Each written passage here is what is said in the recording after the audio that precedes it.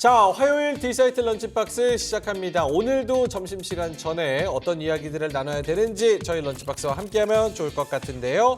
일단 런치토크에서는요. 많은 분들이 또 구매를 해보셨을 겁니다. 알리와 테무, 쉬인 여기서 저가 제품들을 다량으로 구매하는 짠테크의 정점에 서 있는 우리 중국 이커머스의 공습. 여기가 이제 소매를 넘어서 도매까지 진출을 해서 우리 그 사장님들한테 대량으로 물건을 넘겨서 싸게 장사할 수 있는 그런 전략을 또 펼치고 있다고 합니다. 무섭네요. 그래서 무서운 상황이거든요. 그래서 이게 어디까지 침투를 할지, 그리고 우리나라 산업으로 볼 때는 위기인지 아닌지 혹은 기회인지 그 이야기 한번 해보도록 하겠습니다. 자, 그리고 박수현 아나운서가 진행하는 불만나는 리포트에서는요.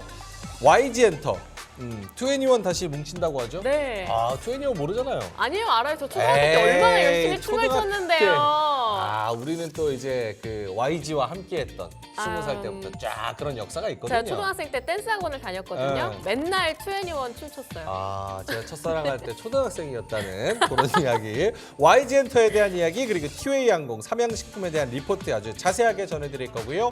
그리고 시장으로 돌아가서 기막힌 투자 한 끼에서는 실적과 낙폭 과대주, 요거 굉장히 중요합니다. 지금 전략적으로 이런 종목들을 노리는 분들이 있어서 여기에 대한 이야기, 그리고 화장품과 오늘 또 오르는 웹툰에 대한 이야기 나눠보도록 하겠습니다. 오늘도 역시나 알차게 준비되어 있는 딜사이트 런치박스 런치 토크부터 포문을 열어보도록 하겠습니다.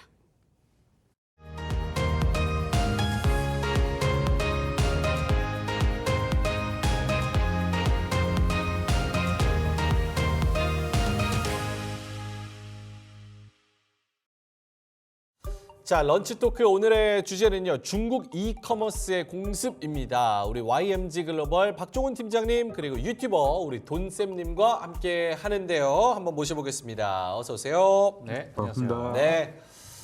일단은 중국 이커머스 알퇴시라고 하죠. 알퇴시, 알리테무, 쉬인.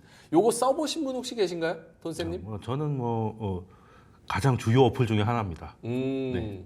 지금 가장 많이 쓰는 게 저는 아무래도 경제 뉴스다 보니까 이제 주식 앱이고 네. 주식 시장이 끝나면 이제 당 무슨 마켓 아니면 이제 이런 것들 있잖아요. 네. 그러니까 개봉 마켓을 봅니다. 왜 개봉 그러시는 거예요? 뭔가 자꾸 거래를 해야 되는 병에 걸렸나 봐요. 아, 거래병. 네, 이게 그러다 보니까 저 최근 인플레이션 시대였잖아요. 네. 그래서 이제 재화의 가격이라도 줄일 수 있는 방법은 이제 뭐 당 마켓이나 네. 아니면 알테시다라고 저는 생각을 하고, 저는 예전부터 이렇게 알리테무가 한국에 이런 식으로 정식으로 하기 전부터 직구를 많이 해온 사람이거든요. 그러니까 뭐 전기 자전거 이런 거를 할 때 부품 같은 것들 국내에 네. 팔지 않는 거 진짜요? 있잖아요. 예, 그런 것들 약간 매니악한 것들, 그런 것들을 해 왔기 때문에 알리가 이제 본격적으로 들어왔을 때는 뭐 거부감 없이 너무 빨라져. 예전에는 시켜놓으면 한 달 후에 오거든요. 네. 그러니까 미래에 나한테 선물 주는 느낌. 그러니까 오늘 뭐가 왔지? 이렇게 중국에서 온 거는 당연히 표시가 나거든요. 한국 택배는 이제 상자에 오잖아요. 네. 예, 중국 택배는 잘못하면 저거 버릴 수도 있겠다. 네네. 뭐 이런 거 있잖아요. 비닐에다가 그냥 대충 싸가지고 그냥 마구 던지는데 네. 참 오는 게 신기할 정도거든요. 예. 내가 시켰는데도 내가 뭘 시켰지? 하다가 이제 기대감에 뜯어보게 뽑기 되는. 하시는 예, 그렇죠. 마음으로. 네. 그래서 일부러 나눠서 시킵니다. 15년 전에 어머니가 15년 전이니까 이게 제가 20살 때죠. 네. 어머니가 뭐 그림을 사고 싶으시다고 그때는 알리바바 뭐 알리 그쵸. 요거였는데 인터넷에서 그때 옥션 막 이런 거 많을 때 G마켓 거기서 알리에서 무슨 그림 같은 거를 주문을 하셨어요. 그래서 한 달 반 뒤에 그거를 받았습니다. 네, 그 그런데 정도 그때 그림이 오래 걸린다. 그냥 도화지에 초등학생이 물감으로 그린 그림이 2장이 딱 오는 거예요. 그래서 여기선 사면 안 되겠다 싶었는데 15년 사이에 많은 것들이 바뀌었죠. 예, 그때 아마 그 현대 미술이지 않았을까요? 나름 추상화를 15년 사이에 예. 아마 유명해질 수도 있을 트렌드가 거예요. 그럴 수도 있어요. 지금 그 네. 그림을 어디 있는 창고 한번 찾아봐야겠어요. 박종훈 팀장님은 어때? 이커머스, 중국 이커머스 이런 거 예. 써보셨습니까? 뭐 저도 써봤습니다. 네. 예, 써봤기도 했고 뭐 환불도 해봤고, 물론 저희 돈쌤님 아까 저희 방송 전에 네. 네. 잠깐 제가 돈쌤님께 물어봤는데 네. 여쭤봤는데 거의 VVIP예요. 그냥 VIP. 거의 거기는- 명예 중국인 아니에요? 이 정도면? 일단 뭐 자기 전에 예.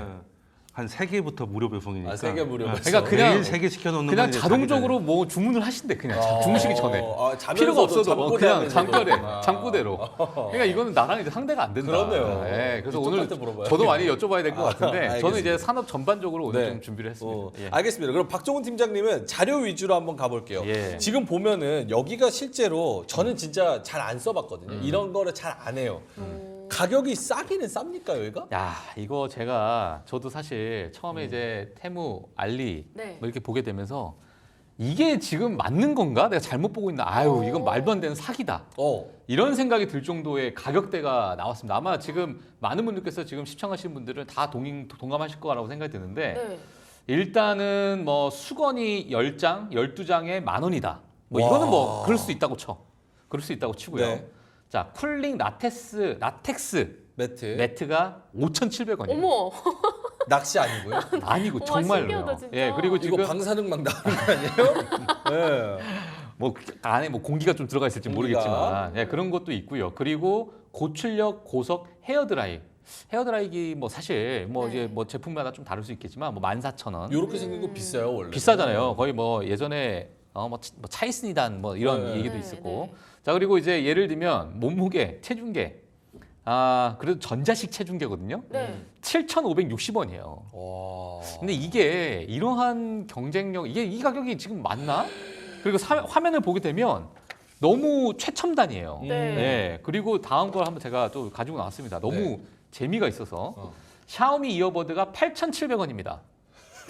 네, 저 방마다 있어요. 이어 저 방마다 있어요? 네, 저 일반 이거 쓰고 저게 방마다 있어요. 네, 소비자가 여기 침대용이 계셨어. 있고 거실용이 있고. 이거 간거 맞죠? 알리가 이분 때문에 잘 되는 네. 거예요. 방마다 두나 보다. 방마다. 들고 다니기 귀찮으니까. 야. 애들이 꽂고 다니죠 그냥. 네, 한 그냥 상시. 침대 누우면 요거 꽂았다가 아. 이제 책상에 앉으면 요거 네네. 꽂았다가. 코에도 꽂는다는 소리가 네, 있던데. 들고 다니는 것도 있고 스페어도 있고 뭐.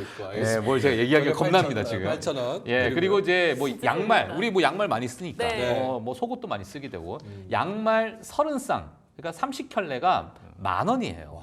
그러니까 한 켤레 300원이라고 봐야 되죠. 네. 근데 네. 저거 신으면 거의 스타킹 같아요. 모든 걸 다 써보셨군요. 신어보셨어요? 저 리뷰하세요? 네, 그냥 정말 일회용 여행 갈 때 여행 갈 때 그냥, 푹신하죠? 그냥 한 번 신고 버리려고 샀는데 네. 신어봤더니 너무 이거는 편해서. 사실상 이건 스타킹이라고 봐야 돼. 5년째 신고 있죠. 네. 야, 이거 대단하다. 아니 질긴 걸 떠나서 너무 얇아서 너무 이게 얇아서. 이게 아직 안 찢어지는 게 신기할 정도로 신기하죠. 네, 혁명이에요. 그러니까 알리의 품질은 혁명. 괜찮다. 안 찢어지는 품질은 의외로 거니까. 괜찮은데 약간 미망스럽다. 오늘 알리 쪽에서 나오셨나요? 대변인으로. 이거 뭐 PPL입니까? 이거? 이런 제품들이 있었다. 예, 그리고 이제 뭐 최근에 여행 많이 가시니까 네. 뭐 대용량 이런 캐리어 같은 경우는 2만 원입니다. 2만 원. 예, 그러니까 이런 부분이 지금 최근에 뭐 어떤 경쟁력이 있어서 가격대에 있어가지고 네. 정말 국내 자영업자들 너무너무 힘드실 것 같기도 하고 물론 오늘 우리가 좀 다뤄야 될 내용 주제이기도 하겠지만 네네. 이게 이제 B2B로 확장된다고 하니까요. 뭐 그 부분에 대해서 뭐 뒤에 가서 또 말씀드리도록 하겠습니다. 아니 근데 저희는 이제 웃으면서 이야기를 했지만 사실 돈쌤님은 직접 써보셨고 그리고 굉장히 생각보다 가격 대비 네. 가성비가 좋네라고 그렇죠. 생각 들 만큼 제품의 퀄리티가 그만큼 저 가격만큼 완전히 낮지 않다면 낮지는 계속 않은 쓰는 거잖아요. 그것도 사다 보면 요령이 생깁니다. 사면 되는 게 있고 사면 안 되는 게 있고. 뽑기 운이 있군요. 네, 그러니까 예를 들어 아까 캐리어 같은 것도 21,000원이잖아요. 네. 그런 것들은 조금 큰 걸 사가지고 네. 이제 기내에서 반입이 안 된다.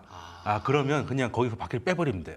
바퀴를 빼요? 바퀴 빼면 그 사이즈가 줄어들거든요. 키가 낮아져가지고 그럼 그러고 나서 갖고 와서 버려도 돼요. 바퀴를 그러니까 그런 용도로 쓰기에는 너무 근데 캐리어가 바퀴가 빠지면 사고 아닙니까?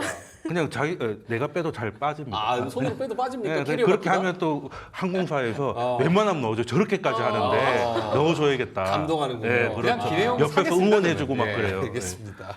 그래서 이렇게 여러 가지 사용을 해봤을 때 가성비가 나쁘지 않다라고 느끼는 사람들이 제 많아지면서 노하우는 이제 공산품이죠. 이 직구 앱을 결제하는 결제액도 늘어나고 있습니까 실제로? 그렇죠.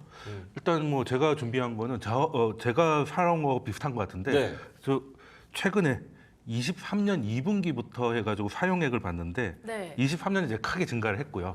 그리고 이제 1분기는 조금 줄어든 모습입니다. 이게 그래서 뭐 이제 더 이상 살 게 없는 거 아니냐 뭐 이런 네. 얘기도 있는데 이거는 사실 알리에서 그렇게 돈 많이 쓰기가 힘들거든요. 살 게 좀 제한적이라서 이용자가 늘어난 건 분명하고 금액은 한 번 쇼핑할 때 뭐 네이버 쇼핑을 하든 쿠팡을 하든 한 번 결제할 때 알리는 확실히 저렴하니까 보통 무료 배송이 한 3개부터라고 하면 아무리 비싸도 한 10,000원 안에서 끝이 나거든요. 네, 그러니까 결제 금액이 좀 늘어났는데 좀 한계가 있고 그리고 이제 살 수 있는 것들이 이제 노하우가 생기기 전에는 조금 좀 제한적이긴 합니다. 또 요즘엔 또 한국 제품이 또 많이 들어와 있죠. 한국에서 출발하는 거죠. 네. 더 이상 직구가 아닌 거예요. 아 이제 한국에서 물류창고에서 예를 들어서 뭐 CJ 같은 경우는 이제 쿠팡에 입점을 안 하고 있잖아요. 그래서 오히려 알리에서 뭐 비비고 같은 게 이제 판매가 되고 있고 그런 근데 저 상황입니다. 궁금한 게 어떻게 저 가격이 일단 가능한지 좋은 좀 질문이네요. 납득이 잘 안 되는데 실제 중국에서도 다 저렇게 팔리고 아니요, 있는 그렇지 거예요? 않습니다. 이게 중국이니까 싸다고 생각하시는데 네. 중국 사람들한테 중국에 있는 친구한테 네. 이제 알리 화면을 찍어서 보내면 믿질 않아요. 중국에서 중국은 또 다르구나. 중국에서는 이 가격이 아니래요. 더 비싸요? 더 비싸죠. 그러니까 우리나라에서 그냥 네이버에 사는 거 그 느낌이라고 해요. 그러니까 근데 한국에 어떻게- 그러니까 상식적으로 말이 안 되잖아요. 네. 직구가 더 싸다는 게 왜 네. 그런가 했더니 일단은 이건 전략적인 거죠. 일단 중국에서 부동산이 안 되는 게 모든 거의 출발이에요. 그러니까 부동산이 안 되면 모든 산업이 멈추거든요. 그러니까 집을 지으려면 시멘트, 철근만 들어가는 게 아니잖아요. 요즘 싹 다 들어가니까 그렇죠. 또 중국은 또 인테리어도 많이 따로 하잖아요. 그런 게 안 되는 생산은 이 정도 되고 있는데 지금 중국 경제가 나쁜데 좀 돌아오고 있다라는 증거가 전부 다 산업 생산이거든요. 네. 근데 소비는 돌아오고 있잖아요. 그럼 만들고 있는데 내수는 팔리지 않는다는 거거든요. 공급 과잉이 되는군요. 그렇죠. 찍어내는데 안 그렇죠. 팔리네. 이걸 밀어내야 되는데 밀어내려면 어떻게 밀어낼 것이냐. 뭐 미국에 밀어낼 수도 있고 여러 가지 있을 텐데 하필 또 한국에 집중을 하는 이유가 한국 시장의 특징이 있어요. 한국은 일단 현재 뭐 미국, 유럽을 제외하고는 트렌드를 그러니까 뭔가 물건의 트렌드를 만드는 거의 유일한 국가예요.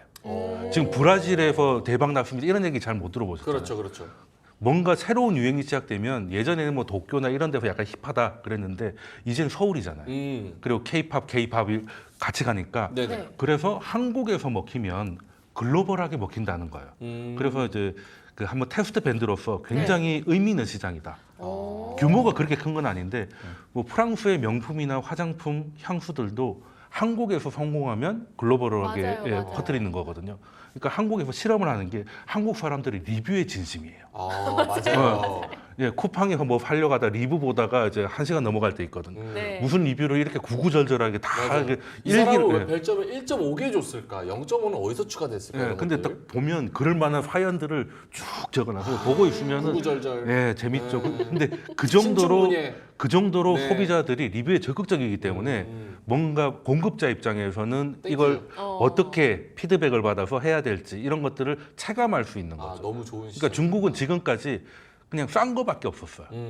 근데 이제 자기들도 계속 이렇게 해가지고는 부가가치가 안 나오잖아요. 질적으로 승부하는 그렇죠. 한국처럼 뭔가 이제 트렌드를 만들어 가지고 네. 뭔가를 하고 싶은데 그러려면 그 한국 시장이 이럴 수밖에 없었던 그 특유의 소비자 문화를 자기들이 좀 체득하고 싶다는 거죠. 네, 그런 것이고 아까 초반에 말씀 주셨지만은 원래 우리는 이제 알리고 테무라고 하잖아요. 중국 현지에서는 타오바오가 이제 알리고 그리고 이제 그 테무는 징둥이거든요. 근데 타오바오 같은 경우는 어떤 거냐면 그냥 말 그대로 도매 시장 같은 겁니다. B2B가 많아요. 내가 예를 들어 마우스를 하나 만들고 싶은데 네. 커버를 만드는 곳을 찾고 싶어요. 네네. 네. 그러면 거기서 찾으면 기업이 나옵니다. 기업이 기업을 찾아가지고 컨택을 하게 되는 거죠. 그걸 지금 한국에서 하겠다는 겁니다. 하겠다는 거고 그게 왜 가능하냐면 한국이 중국 못지않은 제조업 국가이기 때문에 서로 연결했을 때 시너지가 있을 것이다 라고 보는 것이죠. 그러니까 전반적으로 중국 경제가 안 좋다라는 것에 대해서 모든 것이 시작이 된 그렇죠. 거고 네. 경제가 안 좋은데 생산은 계속 공장은 돌아가니까 이걸 어디다 밀어내기 해야 되는데 덤핑할 때를 찾다 보니까 우리나라 배울 게 시장이 많은 한국 시장이에요. 그리고 만약에 이렇게 저가 공세로 시장을 다 먹어버리면 그렇죠. 우리가 쿠팡이 한 거 봤잖아요. 네. 처음엔 적자여도 네. 이걸로 시장 지배력을 일단 넓히고 나서 그 다음에 생각해보자는 전략이 통하는 거를 아니까 그렇죠. 일단은 저가 공세로 쫙 뿌려버린다. 알겠습니다. 그러면 박종훈 팀장님한테 네. 그러면 요 알리테무 이런 것들이 글로벌적으로도 우리나라에서 뭐 스타트 해가지고 뭐 밀어내긴 하지만 글로벌적으로도 이게 싸게 많이 팔리면서 이용자 수가 많은 플랫폼입니까? 예, 뭐 지금 사실 알리테무 같은 경우에는 과거 이제 아마 그 미국의 이제 미식축구를 아마 다들 아실 거라고 생각이 듭니다. 그때 네. 이제 광고가 가장 이제 화제가 됐었어요. 그때 당시에 테무의 광고가 그때 당시 이제 나오다 보니까 정말 어마어마한 광고비에 대한 투자 그 부분에 대해서도 나왔고요. 물론 지금 최근에 나와서 올해 1분기에서 2분기 넘어가는 사이에 그 어플리케이션 어플리케이션의 다운로드 수가 좀 줄었다라는 그런 부분 때문에 야 이제는 성장률이 좀 줄어드는 게 아니냐라는 이슈가 또 하나 있었고 그다음에 하나가 뭐냐면 앞서서 말씀드린 약간의 품질적인 부분에 대해서 이야기가 좀 나왔습니다. 물론 네. 앞에서 저희 돈쌤님께서 잘 설명을 해주셨는데 지금 이 그 뭐죠 여러 가지 유통망을 줄였잖아요. 네. 그러니까 이제 이게 사실 B2C의 어떤 그런 개념이 아니라 D2C라 그래가지고 그냥 D2C? 바로 그렇죠 다이렉트 컨슈머 이렇게 가는 거죠. 그러니까 그냥 바로 소비자한테 그 중간에 있는 유통망을 다 삭제를 시켜버리는 거예요. 그럼 좀 싸지겠네요. 확실히. 엄청나게 싸지죠. 그러니까 이러한 부분도 있고 뭐 물론 그거를 지금 D2C라 그럽니다. 그렇죠 D2C라고 합니다. 다이렉트 컨슈머. 예, 그래서 이제 그런 부분 때문에 많은 이제 유통 마진을 완전히 줄이고 그런 부분도 있었고요. 하지만 최근에 이제 제가 재밌는 사진 하나 가지고 나왔는데 네. 아마 테무에 들어가시면 제가 화면 한번 띄워주시면 좋을 것 네. 같습니다. 테무에 한번 들어가시면 아마 이런 게 있어요. 뭐요? 엄청난 쿠폰을 돌립니다. 네. 이거 많이 봤어요. 예, 룰렛 그 돌리듯이 무조건 눌러야죠. 예, 네. 돌리면 이제 막 26만 원 잭팟. 저한테 터진 거예요. 26만 원짜리. 실제로? 실제로. 지금 미끼가 아니고요. 그러면 이 26만 원을 내가 사는 그 물품하고 같이 해가지고 살 수 있게끔 주는 거예요 쿠폰을. 그러면 막 사람들이 나 이거 26만 원 써야 되는데. 네. 그러니까 더 여기서 소비를 촉진시키는 거죠. 근데 실제로 저게 주는 거, 나 실제, 광고인 네. 줄 알고 실제로 그냥 줘요. 제가 좀 전에도 룰렛 돌렸어요? 돌리면 보통은 룰렛을 돌리면 네. 보통 가장 안 좋은 게 많이 걸리잖아요. 네네네네. 뭐 할인 쿠폰을 줘도 뭐 50%, 30%, 5% 있으면 다 5%잖아요. 네. 근데 저기는 무조건 100%예요. 그러니까 100% 할인 쿠폰을 줘. 100% 할인 쿠폰을 주고 그 곱하기 3배가 돼요. 근데 그거를 100% 할인 쿠폰을 100% 할인 쿠폰이라는 거는 한 화면에 나와 있는 것 중에 하나 몇 개를 사면 그 중에 하나를 이제 100%로 깎아준다는 거거든요. 그래도 파격적이네요. 그렇죠. 굉장합니다. 일단 들어가면 그냥 나오기가 힘들죠. 네. 하여튼 뭐 그렇습니다. 리뷰는 진짜 진심이시네요. 진짜 모든 걸 다 해보셨네 어떻게. 눈빛이 달라 오늘. 아니 근데 저 광고가 네. 굉장히 파격적인데 그렇죠. 저게 진짜다. 근데 이제 중요한 건 뭐냐 이런 것들이 막 오게 되면 이제 품질에 대한 이슈가 많은 거예요. 네. 저도 마찬가지로 예전에 시키면 박스만 온 적도 있습니다. 안에 내용물이 없이. 어머. 그러면 사실 이런 부분에 대해서 야 나 받은 게 없어 네. 박스만 왔어 이러면 환불도 바로 해줘요 또.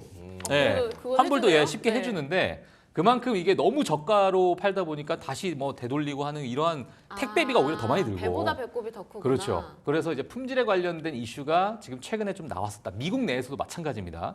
자, 최근에 이 트럼프 후보가 피격 사건이 있었잖아요. 네. 네, 유세 현장에서. 네. 자, 근데 이게 지금 테무 이용자들 또는 테무 소비자가 이러한 사진을 밈으로 만들었어요. 테무가 얼만큼 약간 품질적인 이슈가 있는가에 네. 대해서 이야기가 나온 게 있는데 바로 이게 테무에서 베개를 시켰을 때 이렇게 오더라. 오늘 두 분은 다 예능으로 가려고 작정하고 오셨군요, 아예. 자, 태국에서 그래서 배개시켰을 때. 이게 지금 뭐 최근에 나온 또 밈 사진입니다. 네. 네. 그거 미국 내에서 많은 소비자들이 보고 있는 그런 밈 사진인데, 어. 그래서 일단 지금의 상황 가격이 정말 싸고 하지만 싸고. 품질의 이슈가 있지만, 자 그러면 앞으로 우리가 테무 알리 이 부분에 대해서 이커머스 시장이 어떻게 이 친구들이 성장해 나갈 것인가가 이제 시장에서 정말 관심사가 될 것 같습니다. 자, 보게 되면 테무를 제가 기준으로 한번 말씀을 드리도록 하겠습니다. 테무를 보게 되면 총 상품 거래량을 봤을 때 전망치가요. 지금 2022년은 정말 2022년부터 시작했으니까요. 네네.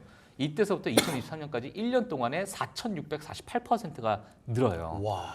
그러니까 정말 그냥 폭풍 성장. 네. 중국 당국에서 밀어주는 수준의 네. 예, 그러한 성장률을 보이고 있는데 지금 2023년에서 2024년으로 넘어가는 이 시점에 대한 전망치도 거의 2배 이상 넘어가는 그러한 상황을 지금 볼 수 있을 것 같고요. 그리고 2025년까지도 뭐 지속적인 성장을 보일 것으로 전망을 한다. 물론 이게 총 상품 거래량이기 때문에 네. 우리가 만약에 지금 테무라는 기업을 보고 만약에 미국 증시를 봤을 때 아마존이라는 기업이 있잖아요. 네. 그러니까 대표적인 이 기업 봤을 때는 야 그러면 아마존과 테무가 어느 정도 뭐 경쟁을 하는 게 아니야? 이렇게 보시는 분들도 있겠지만은 아마존은 거의 넘사벽입니다. 사실 매출액적으로 봤을 때는 거의 넘사벽이기 때문에 그런 부분에 대해서는 우리가 뭐 테무가 아직은 네. 아마존 넘기는 조금 한참 시간이 좀 많이 멀다 이렇게 보시면 될 것 같고요. 그 안에 있는 상품 거래량 자체가 엄청나게 많이 늘고 있기 때문에 사실 아마존 입장에서도 이것을 그냥 가만히 두고 볼 일인가 이렇게 이제 위협적일 볼 것 수가 있다. 같아요. 그렇죠. 약간 이제 위협이 되는 벌써 지금 테무 같은 경우에는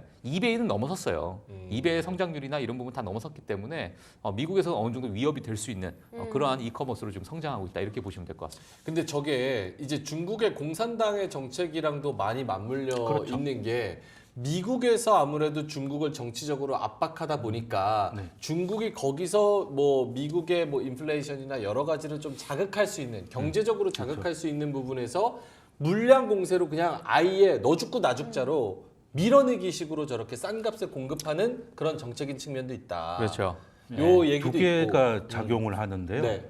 일단은 중국이 아마존도 하고 다 하지만 일단 중국을 이기기가 힘든 게 제도가 다릅니다. 제도가 다르다. 중국에는 공정거래법이 없어요. 공정거래법이 없다. 네, 우리 쿠팡으로 친다면 네. 쿠팡이 예를 들어서 뭔가를 100개를 팔려면 직매입을 해가지고 풀필먼트를 하는 거잖아요. 네. 그럼 만약에 그게 다 안 팔렸을 때는 재고를 쿠팡이 지는 거예요. 그게 보통 정상이잖아요. 그렇죠. 근데 중국에서는 공정거래법이 없어서 그냥 100개 가져와서 안 팔리면 다시 줘버립니다. 다시 가져가. 예. 근데 가져갈 때 공장 입장에 그거 둘 데가 없단 말이에요. 그러면 이제 그냥 사실상 그냥 버리는 수준으로 물량을 좀 제거해 달라.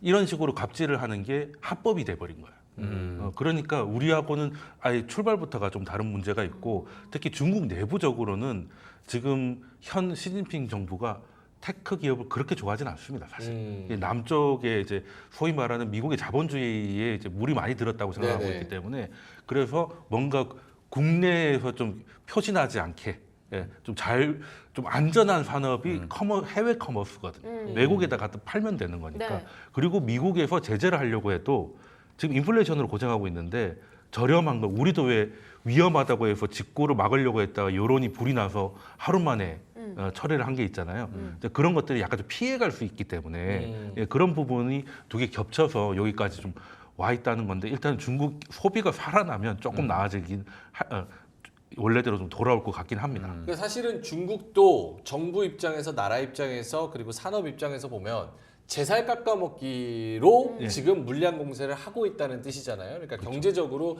미국이 너네 우리 제재해? 그리고 뭔가 괴롭혀? 그래 너네도 한번 죽어봐라 하면서 물량으로 쫙 넘겨서 그쪽 제조업 다 죽여버리는 그리고 다른 제조업 다 죽여버리는 그런 정책을 좀 펴고 있다. 그렇죠. 그래서 제조업 측면에서도 걔네도 마진을 제대로 못 가져가고 있지만 어쩔 수 없이 또 그렇게 팔고 있는 측면이 있는 것 같다. 근데 결국은 이제 진로 만약에 시장 장악을 하고 나서 그렇죠. 질적으로 이제 승부를 하게 된다면 아, 이렇게 뭐 짝퉁 판매, 거짓 상품, 유해 물질 사실 저 뭐야 매트 한 4,000원이면 저는 제 목숨 걸고 저거 안 살 것 같거든요. 뭐 라돈이니 무슨 뭐 방사능이니 막 이런 이슈도 우리나라에서는 있었고. 근데 방사능도 비싼 거라서 안 들어있을 겁니다. 방사능이 비싼 거라 네, 오히려 방사능 더 공짜가 나쁜 게 아닙니다. 들어있을 수 예, 있다. 고급 제품이에요. 그냥 방사능보다 그냥 더 싸고 구린 비싸, 거지. 더 예. 싸고 안 좋은 게 뭐 있을까요? 그러니까 이게 네. 제가 팁을 좀 드리면 화학 제품을 조금 피하는 게 좋습니다. 화학 이게 제품. 왜냐하면 레시피는 따라하기 쉽지 않거든요. 네. 네. 그래서 뭐 붙이는 거라든지 이런 것들은 이제 확실한 차이가 있습니다. 뭐 포스트잇 많은 같은 분들이 것도 좀 충격받았습니다. 방사능도 비싸서 안 들어갔을 거라고 예, 이런 생각을 하고 암살자님께서 우리 돈세님 본 것 중에 오늘이 제일 전문가 같다고 그런 얘기를 많이 하시고요. 알겠습니다. 어떻게 이런 거짓 상품, 유해 물질, 뭐 짝퉁 이런 거 질적인 문제가 결국은 예. 구조적으로 해결될 수가 있습니까? 중국 업체 입장에서? 그러니까 제가 오늘 사실 같이 이제 말씀드리고 싶었던 게 뭐냐면 사실 이게 품질적인 이슈가 있는 상황인데 지금 알리, 테무 이러한 여러 가지 이커머스의 그 생태계 자체를 많은 소비자들이 이 안에서 들어와서 쇼핑을 할 수 있게끔 벌써 돈세님만 하시더라도 하루에 3개씩 쇼핑을 하신다고 하시니까 이러한 이제 락인 효과를 일단 전 세계적으로 글로벌 시장으로 준 후에 그 다음에 이제 품질에 관련된 인프라를 어느 정도 개선해 나가는 그 방향성을 가지게 된다면 그 부분에 대해서는 아마 시장의 그 파급력이 좀 많이 커질 것으로 저는 보고 있거든요, 사실. 근데 물론 지금 뭐 전 세계 모든 어떤 제조업이나 이런 부분은 전 세계 글로벌의 공장은 다 중국에 있잖아요. 네. 그러니까 모든 제품을 다 중국에서 만들고 있기 때문에 그러한 어떤 품질에 대한 관리나 뭐 어느 정도의 그 인프라 구축이나 이런 부분은 아마 제가 볼 때는 시간 문제일 것 같습니다. 예, 왜냐하면 워낙 고가품의 그런 제품들도 중국에서 많이 만들고 있고 첨단 기술도 중국에 많이 있기 때문에 네. 그런 부분은 이제 어느 정도 시간 문제일 것 같고 향후 그렇게 되면은 이 시장이 어떻게 변해갈 것인가가 우리가 좀 생각을 해봐야 될 네네. 문제인 것 같고요. 자, 그러다 보니까 지금 제가 화면 한번 가지고 나왔는데 지금 미국 소비자들의 2023년 네. 도대체 어디에서 쇼핑을 많이 했나라는 거예요. 네. 네. 근데 물론 지금 쇼핑의 횟수가 단지 횟수가 중요한 건 아니지만 네. 여기에서 만약에 아마존이 가지고 있었던 어느 정도 검증되어 있는 품질 자체도 테무와 쉬인이 만약에 가져가게 된다면 여기선 또 완전히 이야기가 다른 이야기가 되는 거죠. 물론 테무도 써보니까 나쁘지 않네 이런 인식이 생긴다. 그렇죠. 예, 그래서 일단 지금 미국 소비자들은 아마존보다는 테무와 쉬인에 있어가지고 많은 소비를 지금 하고 있는 상황인데 물론 여러 가지 설문조사가 있습니다. 아마존에 대해서 불만은 뭐니 했을 때 미국 소비자들 뭐냐면 가격이 너무 비싸. 이거예요. 가격이 비싸다. 그럼 품질은 어때? 품질은 괜찮아. 이거고 테무에 대해서 너는 불만이 뭐야? 라는 설문조사 했을 때 품질이 좀 별론데 가격이 좋아. 요거거든요.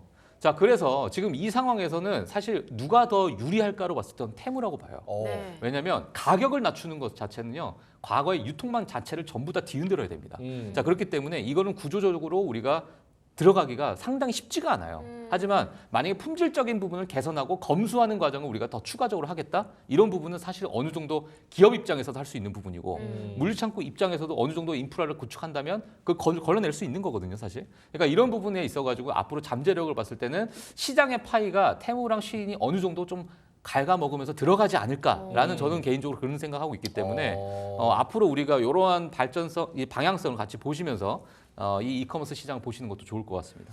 그러면 이렇게 무섭게 머리를 들이밀고 막 이렇게 오고 있는데 국내는 좀 괜찮은 건가요? 국내 그러니까요. 이커머스들? 일단 한때 유행을 했던 게 네. 이제 퇴근 후에 스마트 스토어 해가지고 이제 투잡하자 이런 거 맞아요. 유행.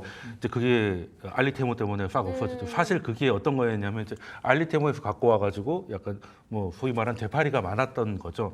그래서 물론 뭐 아마존이나 이런 것보다는 뭐 품질이 떨어진다고는 하는데 사실 가격 떨어지는 거에 비해서는 그렇게 안 떨어지거든요. 물론 뭐 알리도 예전에 제가 뭐 블루투스 스피커를 이제 한 4,000원에 놀라운 가격에 하나 샀는데 네. 놀라운 가격. 예, 일단 뭐 소리만 나오면 쓰겠다 하는 마음으로 사봤는데 뭐 약간 소리가 좀 씹히긴 하더라고요. 네. 근데 이제 굉장히 또 많이 좋아졌거든요. 그 상품이 리뉴얼 돼가지고 이제는 안 씹히는지 시켜봤더니 이제는 괜찮아요. 또 샀어요. 그거. 예, 이제 괜찮아요? 궁금해서. 궁금해서. 이제는 소리를 건너뛰지 않는가. 제가 그 돈세니하고 방송을 여기서 많이 했잖아요. 네. 오늘 가장 행복해 보이시죠? 아니 너무 웃겨가지고 한번 들려드리고 싶은데 블루투스 스피커가 이제 소리를 건너뛰어서 노래를 어떻게 부르는지. 소리를 건너뛴다는 게 무슨 그러니까 사람도 말이 씹힐 때가 있잖아요. 네. 예, 소리를 씹습니다. 좀 늘어지는 것 같다가 갑자기 씹고 넘어가요. 예, 뭐 그런 카세트 늘어지는 것처럼. 카세트가 막 씹혔다가 갑자기 원래대로 돌아왔다가 그 유튜브 신기하네. 버퍼링 걸리는 것처럼. 재밌는 예, 상품. 그게 되게 4,000원 날린 거지만 너무 즐거워가지고 4,000원 행복. 예, 4,000원 가지고 너무 4,000원 웃겼기 으로 때문에 그런 행복 어떻게 저 했습니까? 블루투스 스피커가 그렇게 사람을 웃길 줄은 아, 상상을 못했거든요. 배꼽 잡았죠. 예. 4,000원. 예, 근데 어쨌든 제가 네. 드리고 싶은 말씀은 그 중국이 이런 식으로 나오는 산업은 사업을 해서도 안 되고 투자를 해서도 안 된다고 생각하거든요. 디스플레이도 그랬잖아요. 디스플레이도 그렇고, 맞아요, 과거. 네. 예, 그냥 저기서 그냥 노마진으로 그냥 휩쓸겠다고 공산당이 작정한 산업은 건드리면 안 돼요. 맞아요. 뭐 디스플레이도 마찬가지고 지금 2차 전지도 사실 좀 그런 부분이 있고 네. 그래서 거기 태양광은 뭐 말할 것도 없잖아요. 그러니까 사실 커머스도 중국이 많이 가져갈 수밖에 없고 이걸 따라갈 수가 없습니다. 일단 제조업 역량과 그리고 공정거래법이 없는 이런 환경을 어느 나라가 이걸 따라가겠냐는 거죠. 그러니까 저는 조금 알리는 포장만 바꾸면 됩니다. 포장이 너무 구려가지고 전부 리뷰가 다 똑같아요. 물건은 살아남았는데 포장은 다 찢어졌다. 다 그런 얘기밖에 없거든요. 근데 그럴 수밖에 없는 게 구겨 넣다 보니까 아니 그러면 그렇게 업그레이드하고 성장할 수 있는 룸이 있으면 우리 수연 아나운서가 얘기한 것처럼 네.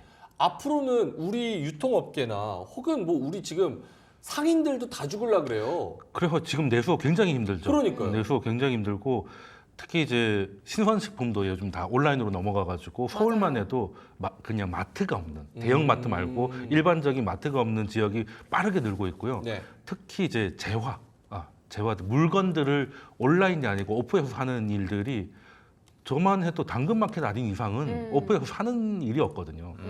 그러니 내수가 굉장히 힘들고 그래서 저는 상가 투자로 조심하자라는 결론을. 네. 근데 저희 집 바로 앞에 이마트가 있어요. 네. 저희 엄마도 그렇고 저도 그렇고 그 온라인으로 시키거든요. 왜냐면 밤에 시키면 아침에 새벽에 문 앞에다 그냥 딱 이렇게 그렇죠. 갖다 그대로 놓으니까 오니까. 마트를 갈 가격이 이유가. 싼 경우도 많아요. 그래서 그렇죠. 어떨 때는 마트를 가서 앱을 켜놓고 같이 가격을 비교했다가 얘가 더 싸네? 그러면 여기다가 당연히 장바구니에 폰을 들고 넣고 다니죠. 가야지. 그리고 그런 쿠팡 거 같은 경우는 있거든요. 로그인 돼 있는 폰하고 네. 로그인 안 돼 있는 폰으로 같이 해야죠. 가격이 다르거든요. 진짜 고수시네요. 그러니까 노는 폰 하나 있잖아요. 예. 그러니까 이제 원래비를 내고 가입된 계정이 들어간 폰 하나하고 네. 빈 폰에다가 쿠팡만 깔아가지고 그냥 검색을 하는 거죠. 예. 그러면은 가격이 좀 차이가 나요. 그래요? 이쪽이 더 싸요. 야, 결국은 그것도 몰랐네. 이거 다 손 내려놓고 이거는 지켜봐야 집토끼라는 되는 건가요? 네, 그런 식으로 보면 차이가 좀 있는 것들은 그거 나가보시면 어때요? 생활의 달인? 태무의 달인 이런 걸로. 가성비 구매 달인. 아니, 뭐 나름 그런 노하우가 있습니다. 네. 저거를 아끼기 위해서 핸드폰 하나 다시 사야 되는 거네. 아니, 핸드폰 노는 거 태무에서 많잖아요. 사면 4,000원이에요. 아, 태무가 그리고 그 있었구나. 핸드폰은 놀 때 그냥 이제 캐시카우로 돌려가지고 왔다 갔다. 네, 네. 그러면은 박종훈 팀장님, 네. 이 아나운서님이 질문한 거 어떻게 됩니까? 우리나라 그럼 업체들 다 죽는데 여기는 손 놓고 그냥 손가락 빨고 있어야 되는 거예요? 예, 그래서 사실 지금 어찌 보면 네. 지금 뭐 알리바바나 지금 중국에 있는 많은 이커머스가 한국에 들어와서 B2B의 사업을 확장시키겠다. 뭐 향후 뭐 2030년까지 또는 2025년까지 뭐 몇 조의 어떤 투자를 해서 이 생태계를 우리가 많이 도와주겠다라는 그러니까 어찌 보면 지금의 한국의 많은 자영업자가 정말 힘들어하는 그러한 어떤 상황 속에서 유통망을 정말 어떻게 뭐 수술할 수도 없는 상황에서 자, 이렇게 좀 들어오다 보니까 이거에 대한 뭐 정말 우려도 있습니다. 정말 우려도 있고 그럼 국내 이제 자영업자들을 뭐 어떻게 대하겠느냐라고 네. 봤을 때 저는 어느 정도 상생하면서 협업할 수밖에 없을 거라고 보여져요. 가격적인 부분을 봤을 때 예, 그럴 수밖에 없을 것으로 보여지는데 뭐 그 부분에 있어서는 향후 어떤 이제 뭐 잡음이 있을지는 우리가 지켜봐야겠죠, 사실. 근데 문제는 이게 소매까지 다 넘어가니까 사실 이마트나 뭐 이런 데 다 죽을 맛이잖아요. 거기다가 경쟁도 심화되고 있고 이걸 어떻게 해야 되나? 그 가격으로 그냥 때려 박으니까 이거는 네. 어떻게 할 수 있는 방법이 근데 없다. 나름대로 우리도 그런 비슷한 걱정을 했지만 괜찮았던 기억이 있습니다. 어떤 이케아가 들어왔을 때 한국 가구 산업이 다 망할 거라고 했거든요. 근데 그게 아니라 이케아의 사업 모델을 한국이 조금 이제 벤치마킹 해가지고 한생 같은 경우는 더 잘 된 상황까지 갔거든요. 그래서 그런 것들을 보면 우리도 이제 과거에 좀 하다못해 한우 같은 경우만 해도 네네. 자국 쇠고기가 우리나라에서 가장 비싼 거잖아요.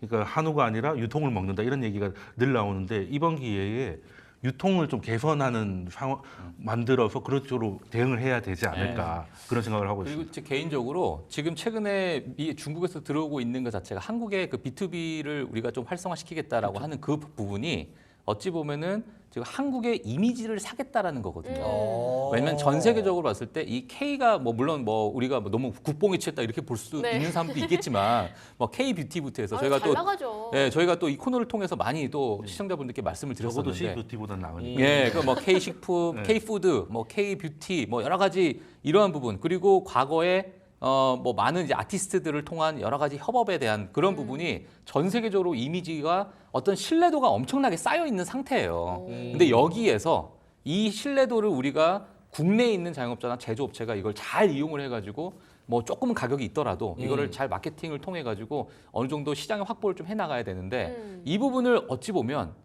이 알리바바 테무가 그걸 알고 먼저 이 K 이미지를 사기 위한 어떤 섭렵 과정이 아닌가 저는 이렇게 생각이 듭니다. 그래서 이거를 저는 개인적으로 너무 손쉽게 뺏겨버리면 네. 정말 이 생태계 자체가 허무하게 그냥 끝나버리는 우리가 정말 득을 볼 수 못하는 그러한 부분이 될 수 있기 때문에 뭐 개인적인 바람입니다만은 이 부분을 우리나라 자체에서 국가 정부 차원에서 이 부분을 약간은 좀 활성화시켜서 그렇죠. 손을 좀 어떤 봐야죠. 규제를 하는 게 좋지 않을까 저는 그렇게 보고 있습니다. 그러니까 중국의 이런 부분에 있어서 네. 조금 뭐랄까요?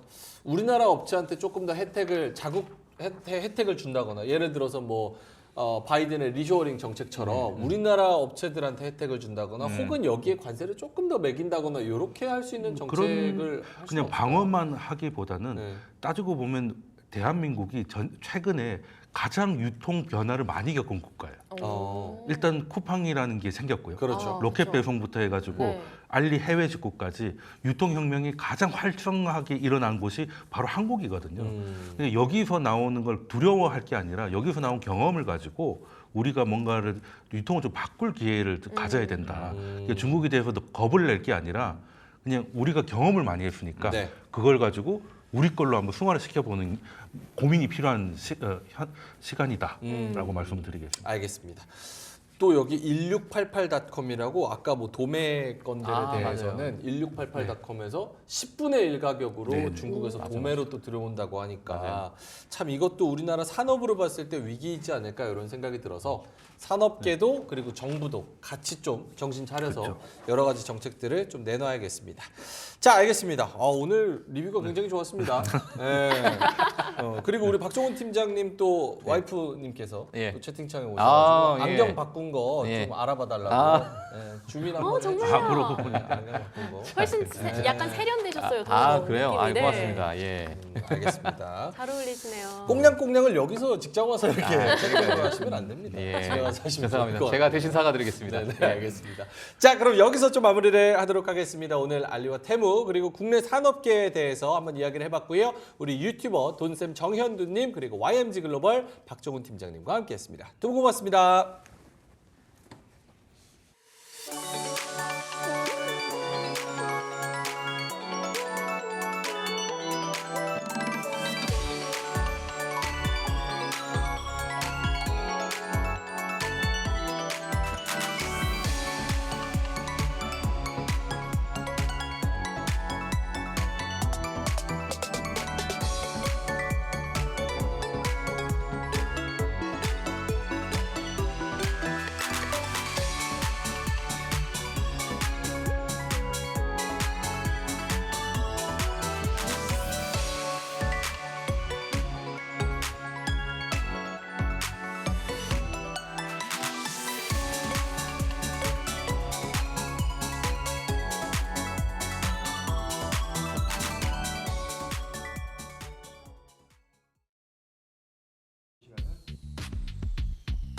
KT가 글로벌 제품 안전 인증 기관인 UL 솔루션스로부터 소프트웨어 기반 모빌리티 솔루션의 사이버 보안 안전 기준을 충족해 국제 인증을 받았습니다.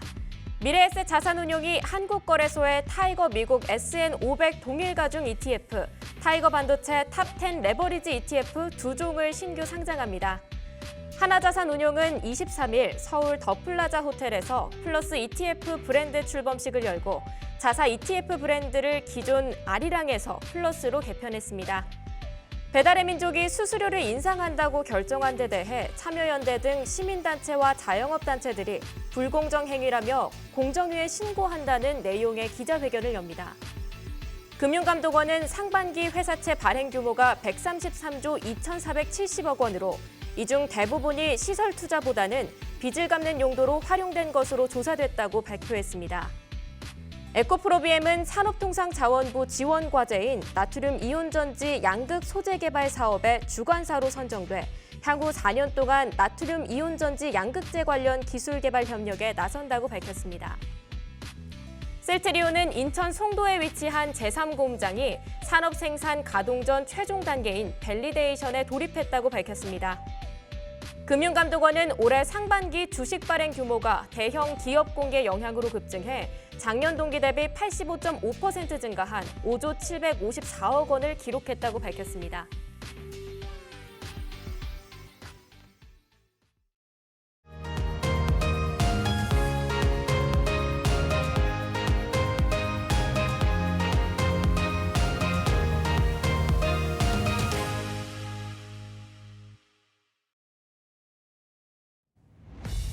오늘 준비된 리포트 함께 살펴보시죠.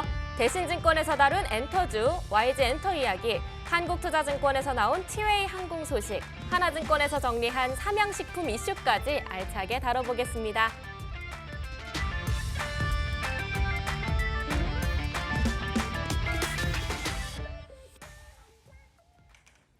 런치박스 두 번째 코너, 불만나는 리포트 시간입니다. 오늘도 주식장에서 핫하게 다뤄질 이슈들 함께 뜨겁게 불만내주실 기업공시연구소 변영인 대표와 함께하겠습니다.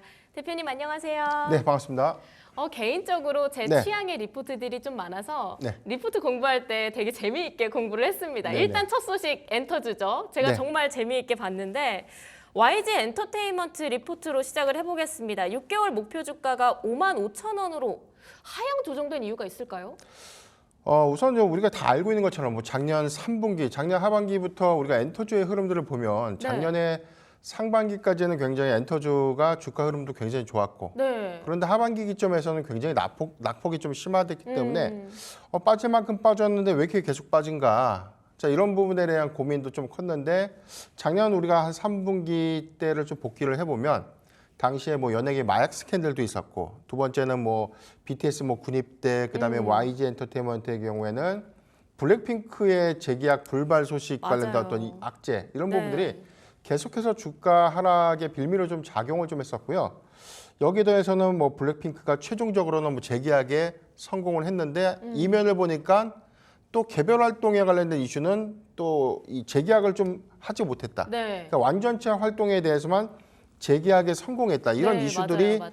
계속해서 좀 주가의 어떤 발목을 좀 잡지 않았나. 그리고 뭐 1분기의 어떤 기저들을 보면 뭐 주력 아티스트들이 뭐 대부분 좀 군입대를 좀 했고 네. 블랙핑크도 아직은 활동이 좀 전무한 그런 상황들 안에서 물론 이 신규 아티스트들이 컴백을 하고 그러니까 신규 앨범들을 좀 출시를 하고 네. 오히려 1분기에는 일정 부분에 대한 관련된 어떤 실적 반영을 좀 이뤄냈지만 네.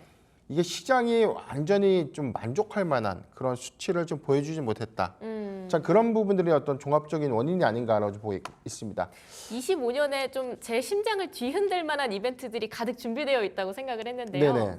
어떤 것들이 또 준비되어 있나요? 네, 일단 내용을 보면 네. 지금 전체적인 부분들은 뭐 여기 내용도 있죠. 보수적인 관점에서 네. 멀티플을 조정해서 목표 주가를 하향했다. PER, 뭐 PBR, PSR에 대한 지표들이 네. 소폭 좀 하회했는데 뭐 첫 번째 실적도 좀 안 좋아졌고 두 번째는 주가도 많이 빠져 있고 그러니까 종합적인 원인들 때문에 목표 주가를 15% 정도 하향을 한다. 다만 매수를 좀 유지한다라고 네. 좀 코멘트를 했는데 우리 앵커님께서 아주 정확하게 좀 포인트를 좀 잘 짚어줬어요.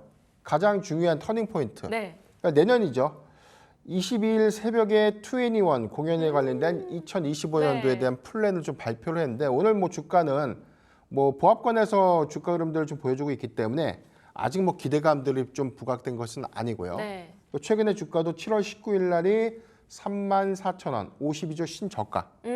지금 현재 RSI 뭐 과일 지표에서도 지금 사실 많이 냉각된. 네. 그러니까는 이 차익 매물이 좀 강하게 과매도 국면에서 아직 탈피하지 못했던 수급적인 측면들을 좀 보여주고 있지만 저는 지금이라면 좀 강하게 우리가 좀 관심을 가질 수 있는 구간이 아닌가라고 좀 보고 있는 가장 큰 포인트. 내년도에 블랙핑크의 완전체 컴백. 여기 더해서 월드 투어를 확정했다. 네. 자, 이 부분과 뭐 2NE1이 월드 투어를 좀 예정되어 있고 뭐 네. 연말에는 뭐 그런 위너가 개별 멤버들이 좀 군입대 그러니까 12월 달이면 좀 두 명이 네. 좀 제대를 한다고 합니다. 근데 그래서 이제 2025년도에 완전체 컴백이 예상된다. 그러니까 세 가지 어떤 측면들이 주력 아티스트들이 2025년도 상반기에 대거 활동을 시작한다. 그러니까 우리가 저 선행 지표를 한 6개월 정도에 대한 기대감을 좀 반영시킨다고 하면은 네. 8월과 9월 기점에는 주가가 좀 움직여질 것이고 지금은 뭐 과매도 국면에는 좀 있지만 네. 저는 바닥 확인됐다 봐요. 그래서 저는 지금부터는 YG 엔터테인먼트의 경우에는 기대감에 따른 수급을 우리가 좀 주목해 볼 필요가 있지 않나. 저는 그렇게 좀 보고 있습니다. 오히려 지금 바닥 다지기가 어느 정도 됐기 때문에 또 25년에 굉장히 빅 이벤트들이 잔뜩 준비되어 있기 때문에 슬슬 준비를 해보시는 거를 추천드린다라고 말씀을 해주신 것 같습니다. 준비된 한 줄 평 함께 볼까요? 예, 컴백 블랙핑크 컴백 위너 21입니다. 아주 빵빵합니다. 진짜 25년 하반기쯤에 제 심장이 아주 많이 뛸 그런 예정입니다. 자, 두 번째 리포트로 바로 넘어가 보겠습니다. 티웨이 항공 소식이 준비되어 있는데요. 티웨이 항공은 꼭 이번이 아니더라도 네. 여러 번 좀 봤던 것 같아요. 근데 24년 2분기는 오해받기 쉬운 실적이다. 이렇게 리포트 소제목이 달려 있는데 네네. 이 제목 어떤 의미일까요? 우리가 최근에 이 티웨이 항공에 관련된 리포트들이 한 두세 건들이 좀 나와 있는 게 있는데 네. 이게 좀 정확하게 좀 읽어보면은 약간 좀 애매모호함. 이게 사라는 건지 말라는 건지 맞아요. 뭐 좋아진다는 건지 나빠진다는 건지. 그러니까요. 근데 제목만 보면 오해받기가 쉬운 실적이다. 자, 이 부분이 뭐냐면 정확하게 좀 말씀드리면 2분기 실적은 부진하다. 그러니까 우리가 좀 예상됐던 부분들이 항공사들의 계절적인 비수기는 2분기죠. 이게 2분기가 계절적인 비수기인데 네. 성수기는 당연히 3분기, 네. 7, 8, 9. 우리가 여름휴가 많이 나가고 많이 가죠. 해외를 많이 가죠. 네. 그런데 우리가 좀 복기를 해보면 2분기가 왜 비수기지? 특히나 LCC사들의 경우에는 우리가 일본이나 대만 많이 가지 않았나? 이런 그러게요. 생각을 좀 하게 될 거예요. 그런데 여기서 이제 이야기하고 있는 비용들의 증가. 그러니까 수익성들 부분에서는 1분기에도 좋았고 2분기에도 운임이라든가 이런 단가들에 대한 변동성들은 많이 줄었지만 네. 그래도 운항 횟수들이 크게 좀 증가됐다는 측면들. 그런데 실적은 안 좋다. 특히나 6분기 만에 적자로 전환될 수 있다라고 좀 코멘트를 좀 했는데 이 부분이 좀 중요한 포인트는 왜 적자로 좀 전환했는지 이 부분을 좀 잘 살펴봐야 될 것 같아요. 내용들이 있는데 네. 2019년부터 이어졌던 영업 손실로 인해서 네. 작년까지도 임금의 인상폭이 크지 않았는데 작년에 역대급 영업이익을 달성하고 난 이후에 인력 채용을 많이 한 것이죠. 인건비가 늘어났는데 네. 단순하게 인건비는 뭐 정상화가 되는 과정이다라고 좀 치더라도 네. 갑자기 2분기에 비용이 증가됐다는 것은 뭐냐? 그만큼 나갈 일이 노선. 많다. 아니죠. 아닌가요? 3분기 그리고 4분기에 뭘 앞두고 있죠? 유럽 노선. 유럽 노선 가죠. 네. 그럼 유럽 노선을 가기 위해서는 항공사들은 선제 비용이라는 게 있습니다. 네. 해당의 노선에 취항하기 전 6개월 전부터 인력 세팅을 다 끝내놔야 돼요. 그렇다면 비용이 6개월 이전에 다 선제 비용으로 나가줘야죠. 네. 투입되다 보니까 지금 장거리 노선을 확충하기 위한 뭐 승무원들 그다음에 뭐 기장 그 이후에 뭐 지상 승무원들부터 해가지고 관련된 어떤 인건 비용 여기에 관련된 영업제 비용 이런 네. 것들이 당연히 증가될 수밖에 없기 때문에 이 제목의 말 그대로 오해받기 쉽다. 2분기 실적은 안 좋지만 이면을 열어보면 선제 비용이 증가가 된 것이기 때문에 오해하지 않아도 된다라는 어떤 코멘트로 좀 저는 해석이 좀 됐습니다. 그러면 3분기 영업이익은 엄청 더 그 이상으로 좋게 나올 거라고 리포트는 보고 있는 네네. 거네요. 그럼 권토중래라는 말이 딱 이럴 때 나와야 되지 않을까 약간 그런 생각을 하는데 또 궁금한 게 네. LCC, 그러니까 저가 항공사라고 한다면 티웨이 항공 말고도 제주항공도 있고 네. 뭐 에어서울도 있고 진에어도 있고 여러 개 있잖아요. 티웨이 항공만 이렇게 탁 하고 집중해봐야 되는 이유가 있을까요? 지금 우리가 LCC사들이라고 하면은 네. 이 LCC 항공사들의 장점이 뭐죠? 싼 거요. 항공 운임이 싸죠. 네. 싼데 주력 노선들이 대부분 중단거리. 아. 그러니까 많이 가야 뭐 한 태국, 베트남 정도. 네. 그러니까 미주 노선이라든가 유럽을 갈 수가 없어요. 이게 장거리 노선이죠. 단거리 노선에 집중되다 보니까 LCC사들끼리에 대한 경쟁이 심화가 되면 운임 단가를 낮춰야 되는 것이죠. 그래서 비수기에는 출혈 경쟁이 심화될 수밖에 없기 때문에 네. 당연히 수익성이 비수기는 안 좋을 수밖에 없고 3분기에는 왜 좋아질 수밖에 없냐면 우리가 계절적인 성수기다라고 해서 우리가 지금 시점에 우리 해외여행 가야지 하고 항공권 알아보면 거의 다 매진됐거나 네.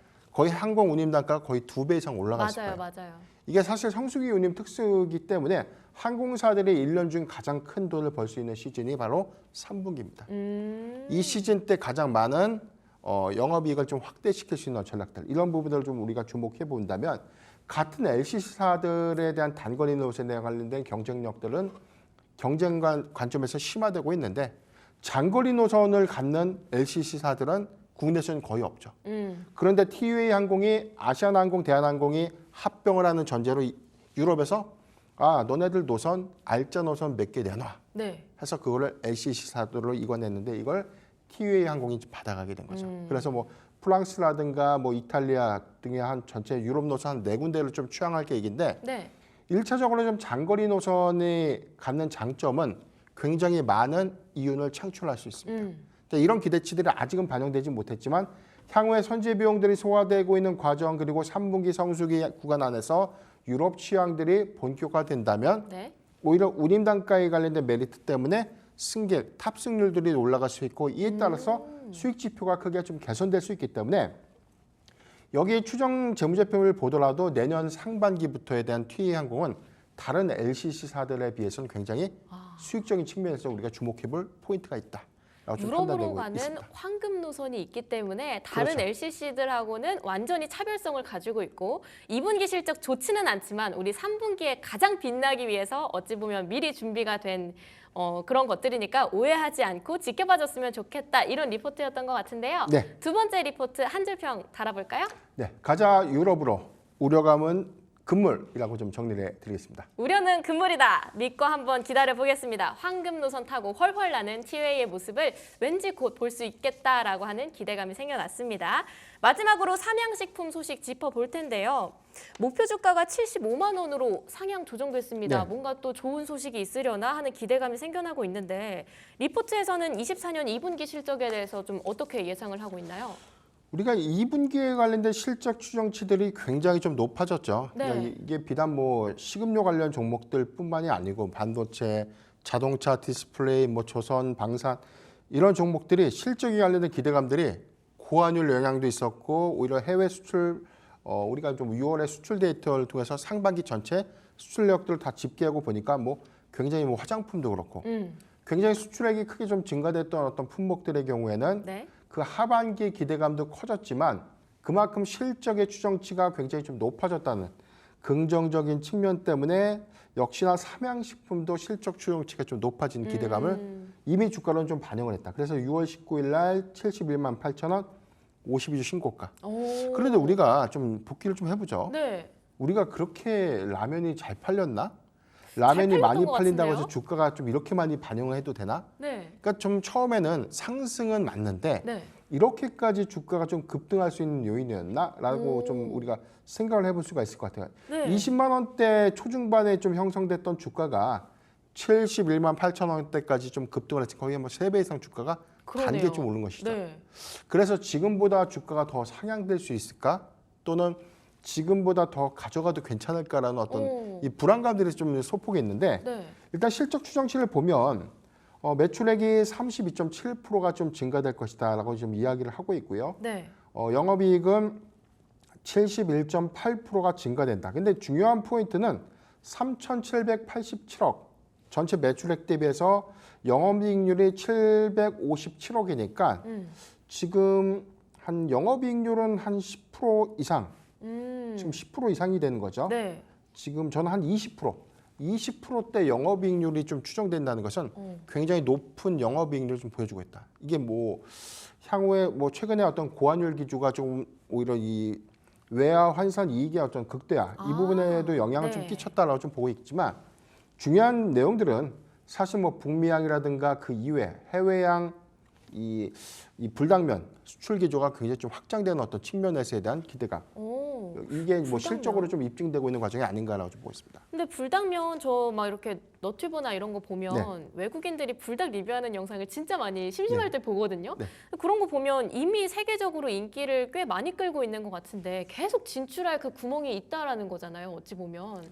전체적인 어떤 부분이 저도 이게 네. 올해 제가 한 삼양식품의 주가가 좀 소폭 좀 올라갔을 때 한 네. 50만 원대를 좀 넘어갔을 때는 이게 좀 일회성으로 챌린지라는 게 사실 유행을 좀 타는 것인데 그렇죠.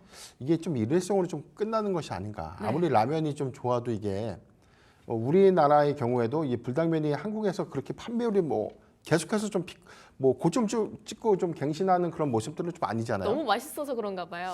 그래서 저는 약간의 뭐 저만의 생각인지는 모르겠지만 네.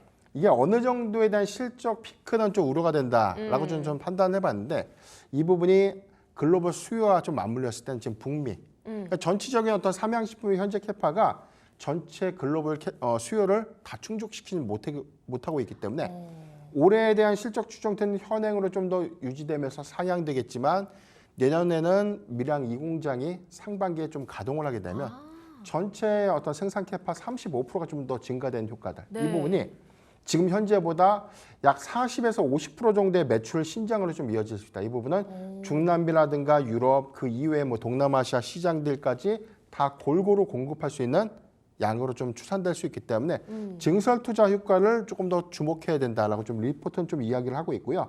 여기도에서는 사실 좀 입점률도 좀 중요한데 북미 시장에서 굉장히 좀 좋다는 좀 잘 알고 있었지만 네.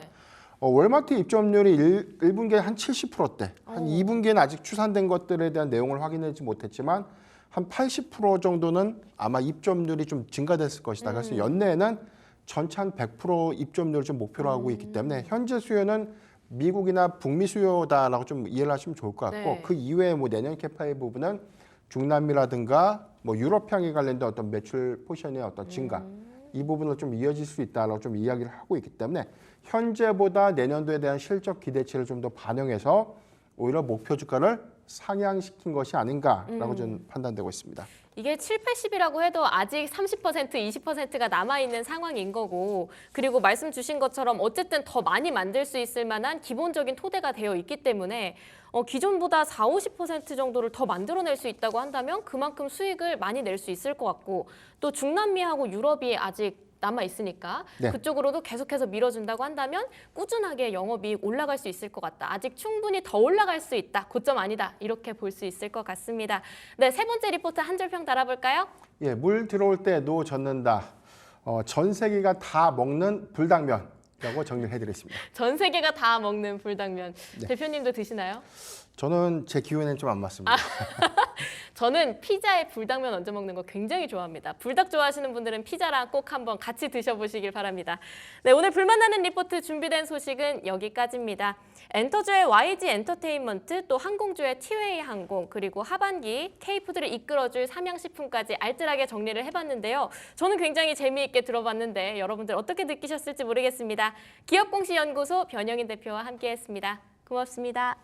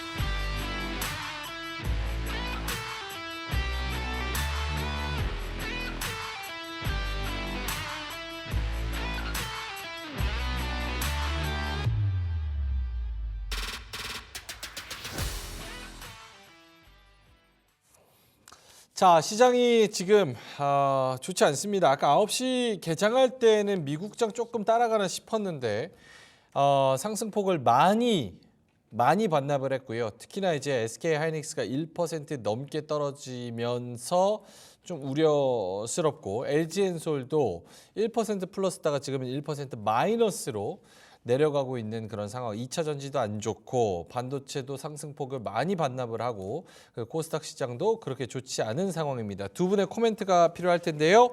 모셔보겠습니다. 레몬 리서치의 김민수 대표님 그리고 SP 인베스트의 이주호 본부장님 나오셨습니다. 어서 오세요. 안녕하세요.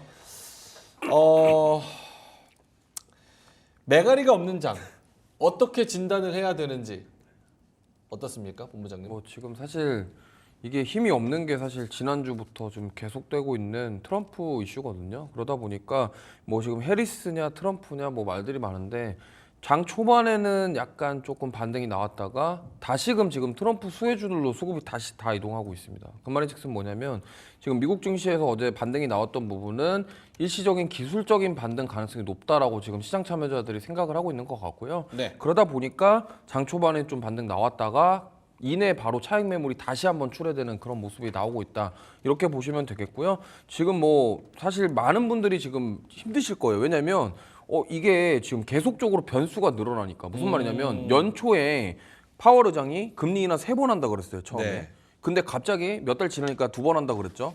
그러더니 또 지나니까 1번 한다 그랬죠. 네. 그런데 지금 이제 언제 할지 모르겠대요. 그러니까 이게 계속적으로 변수가 있는 상황에서 미대선 레이스 변수가 또 나왔죠. 근데 갑자기 바이든 대통령이 후보 사퇴했죠. 그러니까 변수가 지금 줄어드는 게 아니라 늘어난다. 그렇다 한다면 그 늘어나는 변수들 가운데 지금 수급은 쏠릴 대로만 쏠리니까 이제 시장 참여자분들 특히나 개인 투자자분들이 이거를 여길 따라갈까 저길 따라갈까 하다가 여기 따라갔는데 빠지고 안 따라간 건 올라가고 지금 이런 것 때문에 좀 많이 힘드실 거다라고 생각을 하고 있고요. 지금 당분간은 이러한 개별 장세 흐름이 계속적으로 이어질 것이다 이렇게 좀 보고 있습니다. 근데 문제는 그래도 이렇게 떨어졌을 때 미국장 반등하면 어느 정도는 좀 따라가 줬으면 좋겠는데 그것도 장 초반에 따라가려고 하다가 결국은 이렇게 상승폭을 반납하는 매갈이 없다는 게 기초 체력이 부족한가? 혹은 변수에 대해서 아직 소화를 다 못했나? 이런 걱정들이 계속 있는 것 같아가지고.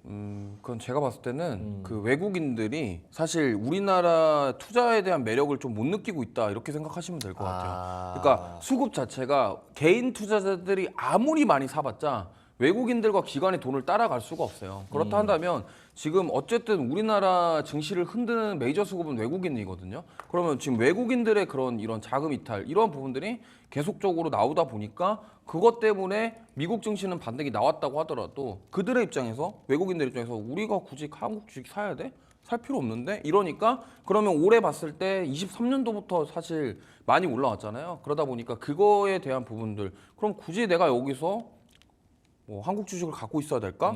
이러한 생각들이 좀 지배적이다라고 보시면 되겠고 그러다 보니까 이제 미국 증시 반등 나와도 국내 증시는 이렇게 힘을 좀 못 내는 모습이 결국에는 수급적인 부분과 연결이 될 수 있다 이렇게 보시면 좋을 것 같습니다. 알겠습니다. 김민수 대표님한테도 같은 질문을 드린다면 좀 네. 힘이 없는 시장 그리고 올랐다가 바로 반납하는 시장 기대감이 있었다가 바로 실망으로 돌아서는 시장.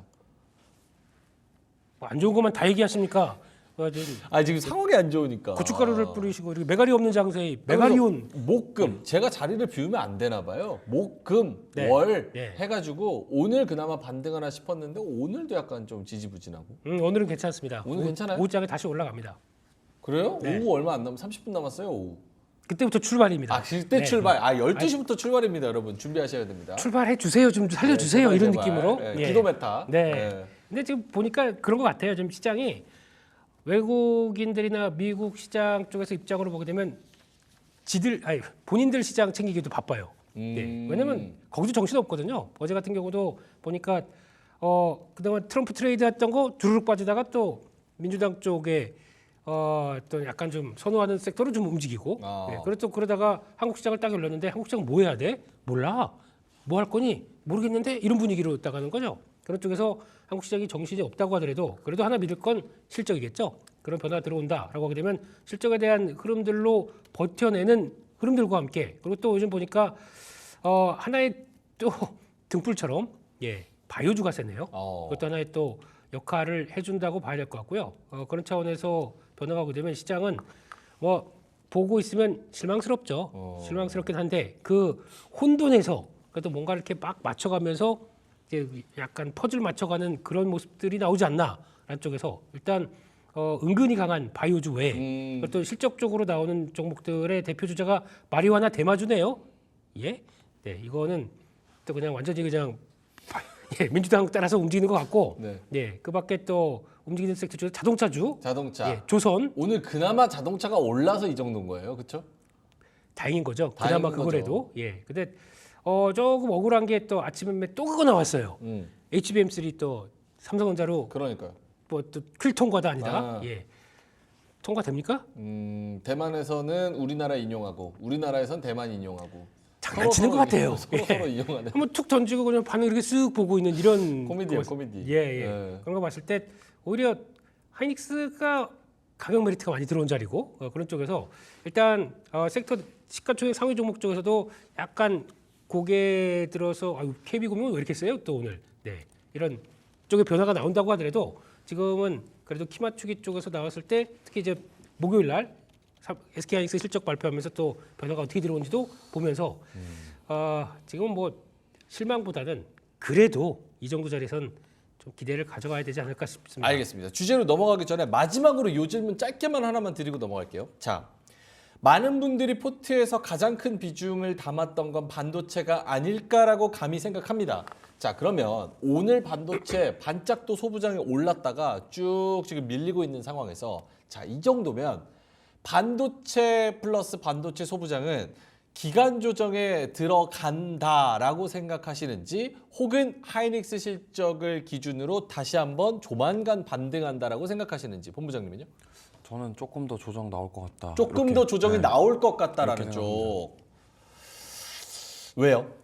지금 뭐 하이닉스가 실적이 잘 나올 거는 다 알고 있어요. 그렇죠. 근데 그 잘 나올 거에서 그 이상으로 나올 건지 아니면은 앞으로 더 잘 나올 건지 이거에 대한 부분들인데 이미 저는 주가에 많이 땡겨왔다라고 생각하고 녹아 있거든요. 있다? 네, 그렇기 때문에 선반영돼서 올라간 부분이 있기 때문에 여기서 드라마틱하게 여기서 쫙 전고점을 돌파하면서 딱 더 가는 우리 많은 투자자분들이 희망회로 그거대로 되기에는 조금 버겁다 좀 이렇게 생각을 하고 있고요. 물론 이제 그거에 대한 중심에는 트럼프 이슈가 있기 때문에 이 부분들까지도 우리가 뭐 무시할 수는 없거든요. 왜냐하면 실적이 잘 나와서 앞으로도 좋을 것이야까지는 좋아요. 그럼 그 다음에 만약에 트럼프 되면 어떡할 건데 이제 그렇죠. 이 부분이 이제 차익 실현을 하고 싶게 만드는 그 욕구를 샘솟게 하고 있는 지금 그런 요소고 시장이 빠지는 이유 중에 하나가 그것 때문이에요. 결국에는 지금 뭐 어데트라는 말이 있어요. 어차피 대통령 트럼프. 지금 뭐 대부분 다 투자자분들이 트럼프가 됐어요 이미. 그렇죠. 그렇기 때문에 오늘도 보시면은 트럼프 관련주들이 계속적으로 상승이 나오고 있기 때문에 그 부분에 있어서 저는 어느 정도 뭐 가격 조정도 나올 수 있겠지만 기간 조정이 더 필요하지 않겠냐 저는 이렇게 생각하고 있습니다. 그러니까 예상할 수 있는 실적 호조, 실적 서프라이즈보다 예상할 수 없는 변수가 더 크게 작용을 하고 있기 때문에 조금 더 밀리거나 기간 조정으로 들어갈 수 있다 쪽으로. 네. 김민수 대표님은요? 반등합니다. 반등해요? 네, 이 정도면 반대 반- 의견입니다. 네, 이 정도면 반등해야죠. 그냥 어. 그 만약에 실적이 없이 그냥 다른 모멘텀으로 갖고 주식한다.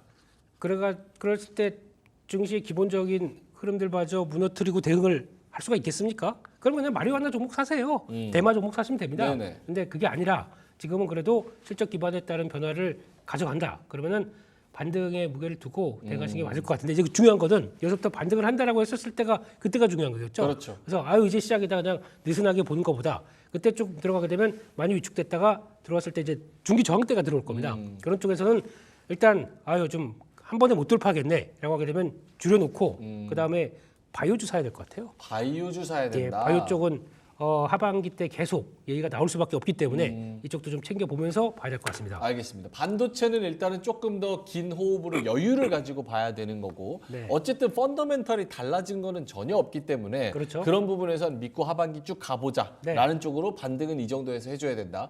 플러스 지금 상황에서 결국 수익 챙기려면 바이오를 빼먹으면 안 된다라는 쪽. 계속 붙어줘야 될 것 같습니다. 알겠습니다. 자, 오늘 시장이 좀 개장할 때보다 좀 실망감이 있어서 한번 좀 길게 진단을 해봤고요. 기막힌 투자 한 끼 주제로 바로 넘어가 보도록 하겠습니다. 첫 번째 주제 보여주세요. 자, 김민수 대표님이 발제했습니다. 실적 기대주 대 낙폭 과대주.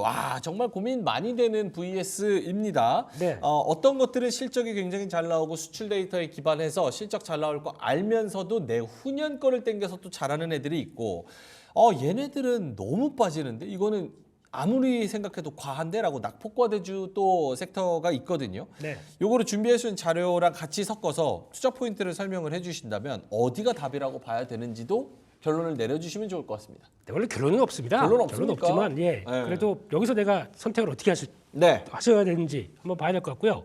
실적 vs 낙폭과대 vs 비달사순. 네, 비달사순. 예. 그래서 일단 지금 같은 경우 일단 그래도 믿을 건 실적이다. 네. 라고 하게 되면 실적과 관련된 종목들 또 체크를 해야 될 것 같은데 근데 여기서 먼저 말씀드릴 거는 하반기도 이제 정치적 리스크까지 감안하게 되면은 변동성 클 것 같습니다.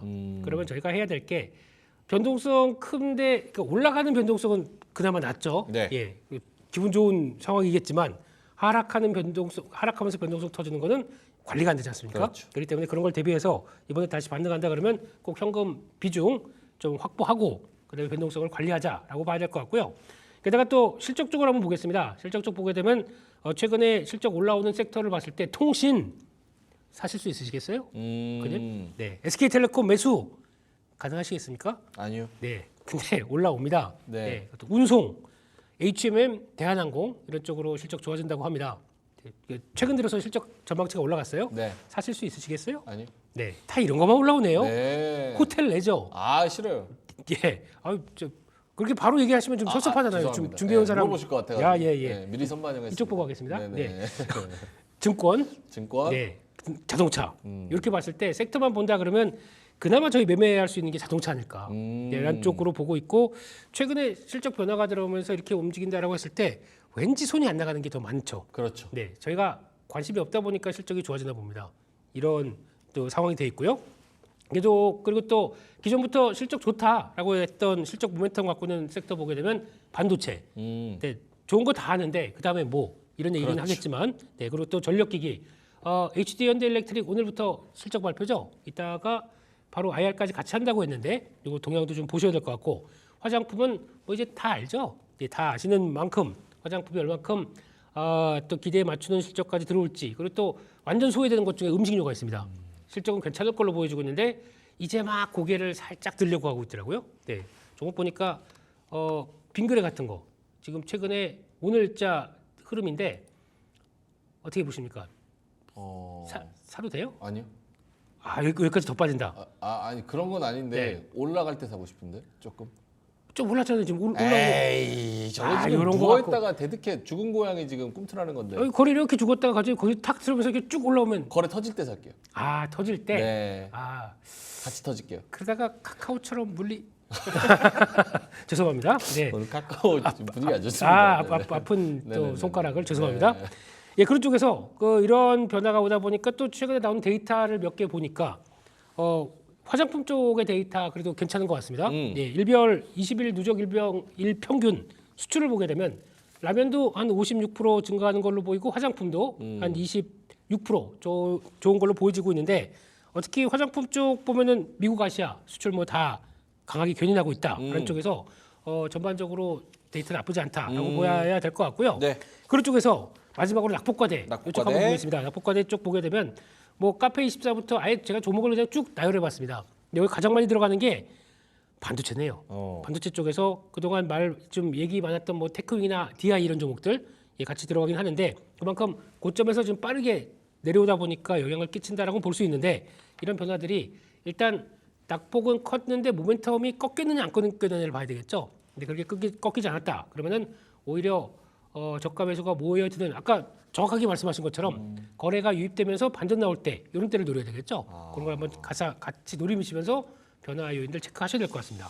확실히 시장이 어렵다고 확 느끼는 게 네. 지금 보여주신 실적 관련 섹터들 네. 플러스 낙폭과대 종목들 다 보면 실적 관련해 가지고 그래서 좋은 거 알아 반영됐어 다음에 뭔데 이런 생각이 들고 네. 낙폭과대는 그래 요쯤이면 살쯤 됐지라고 생각한 거를 노려봤을 때 그 다음 날 더 떨어져 있고 그렇죠. 그 다음 날 더 떨어져 있고 이러니까 내가 생각했던 그 가격대가 낙폭과대가 아닌가 이런 기준선이 세워져서 둘 다 굉장히 어렵다는 생각이 들어요. 그래서 두 분의 조금 더 디테일한 결론이 필요할 것 같은데 이조 본부장님은 어떠세요? 낙폭과대 실적 관련 여기서 땡기는 거 그리고 이건 진짜 노려야 된다라고 하는 게 있습니까? 저는 지금 낙폭과대보다는 오히려 실적 잘 나오고, 그러니까 가는 종목들이 가요. 결국에는 지금 뭐 물론 낙폭과대 매력이 있을 수 있겠죠. 가격적인 메리트가 분명히 있을 수 있겠지만, 그럼 반대로 생각해 보면 그게 그만큼 빠졌던 데는 또 이유가 있지 않을까요? 그러면 실적도 괜찮은데 도대체 이 주가는 왜 빠진 거지? 이거를 반대로 생각해 보면 살려는 사람이 없다라는 거예요. 그럼 이걸 왜 살려는 사람이 없을까를 또 생각해 보면 그렇죠. 매력이 없는 거예요.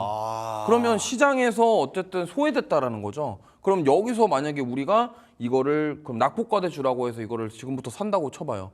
근데 미국 대선 끝날 때까지 계속 낙폭만 과대되면 어떡합니까?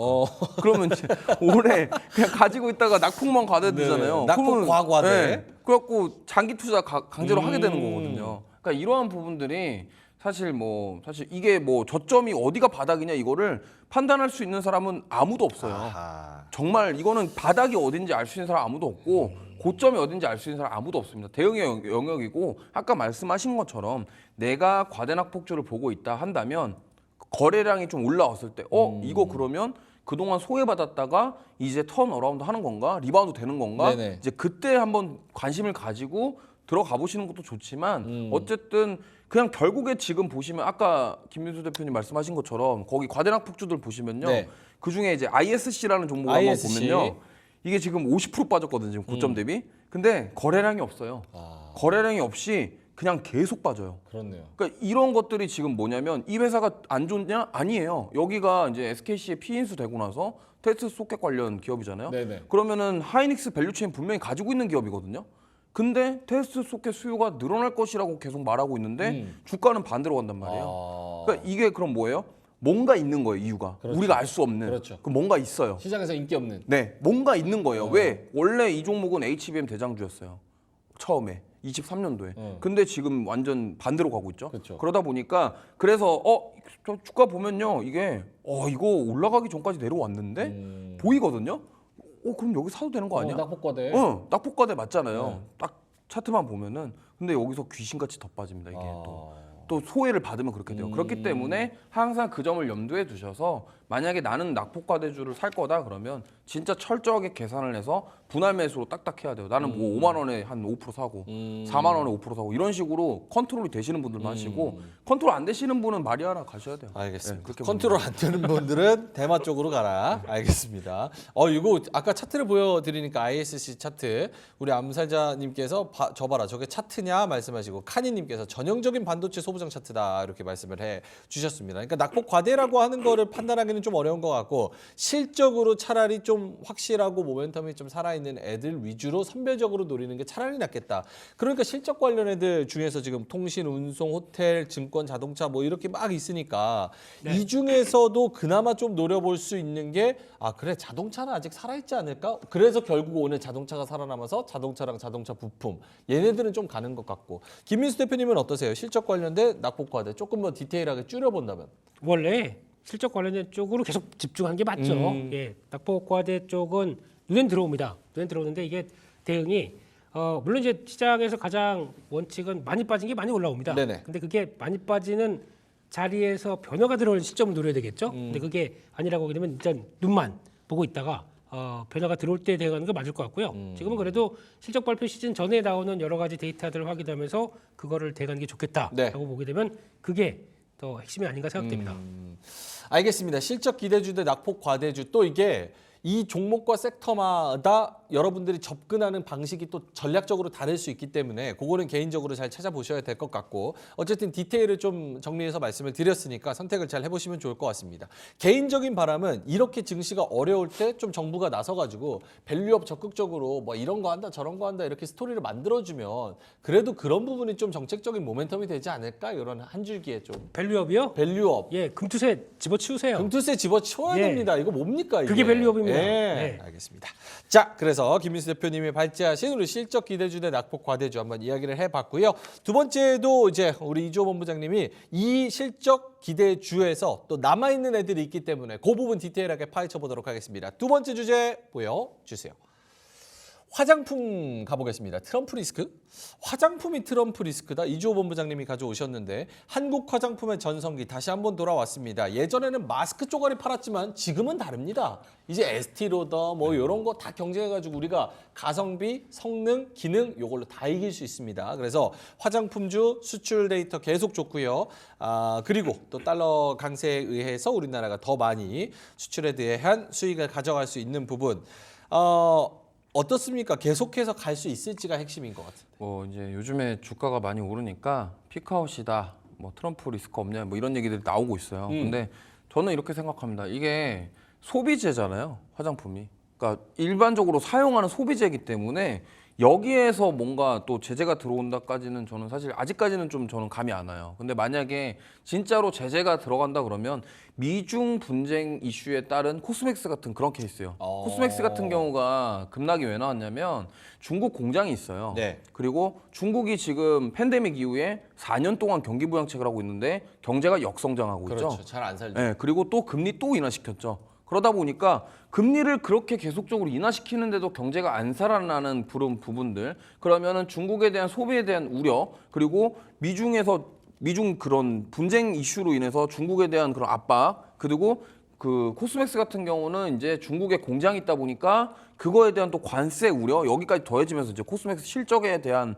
그런 염려 때문에 급락이 나온 건데, 그러니까 지금 그것 때문에 이게 트럼프 리스크가 또 있는 거 아니냐 이렇게도 생각하시고, 또 실적은 여기서 피크가 아니냐 이렇게 생각하시는데, 저는 아직 한 발 남았다라고 생각합니다. 무슨 말이냐면 지금 이제 미국에서 지금 우리나라 주식 중에 미국 잘 나가는 주식들 보면요, 미국에 선크림 판매하는 회사들이 많아요. ODM 네. 회사들, 잉그루드랩, 뭐 코스메카 코리아 이런 기업들 지금 보면요, 인디 제품들이 이제 3분기까지도 피크예요. 그러니까 무슨 말이냐면 미국 같은 경우는 워낙 햇빛이 뜨겁기 때문에 아직까지도 계속적으로 판매량이 늘어날 것이다라고 저는 생각을 하고 있어요. 그러다 보면은 어쨌든 이러한 부분들이 앞으로 3분기 실적까지도 반영이 될 가능성이 높다. 그렇다면 지금이 여기서 피크치고 끝이 아니라 한 발 더 남았기 때문에 지금 물론 이제 화장품주들이 일부 차별화를 보이고 있지만은 전반적으로 섹터가 지금 죽은 게 아니라 아직도 저는 살아 있다라고 보고 있거든요. 그렇기 때문에 이거는 지금 오히려 눌릴 때 매수의 기회로 생각하고 접근하시면 전 좋겠다라고 보고 싶어요.